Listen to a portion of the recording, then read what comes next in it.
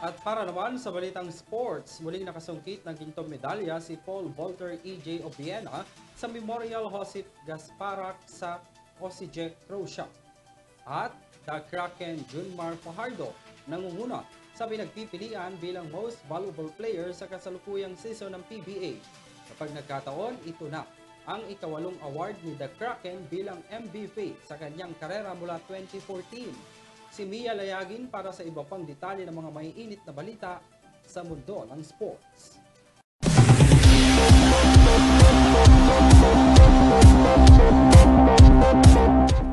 Panibagong ginto at record ang naitala ni world number 2 Paul Volter E.J. Obiena sa kanyang pole vaulting career kasunod ng naging paglahok sa Memorial Josip Gasparak sa Osijek, Croatia.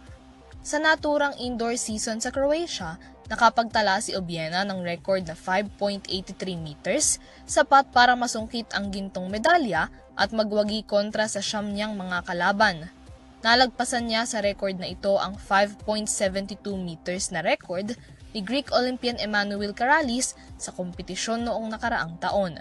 Hindi man nalagpasan ni Obiena ang sarili niyang indoor record, dumagdag naman ang kanyang pagkapanalo at naging laban bilang paghahanda sa nalalapit niyang pagsali sa Paris Olympics.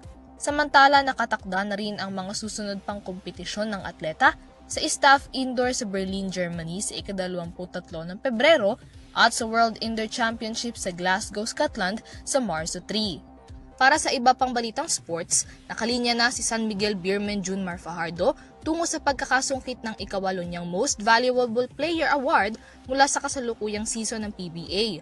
Sa kasalukuyan, nangunguna si Fajardo sa listahan ng mga players na may potensyal na makuha ang nasabing tropeyo kung pagbabasehan na rin ang kanyang mga game records ngayong season.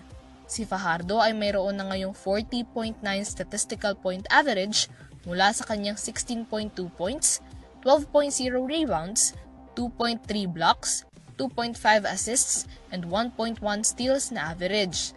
Humahabol sa listahan ng mga maaaring maging MVP ngayong season sina Hinebra bigman Christian Stan Hardinger na may 3.5 SP average, SMB CJ Perez na may 35.4 SPs, Northport player Arvin Tolentino na may 35.1 SP, at TNT Calvin Oftana na kasalukuyang 34.1 SPs.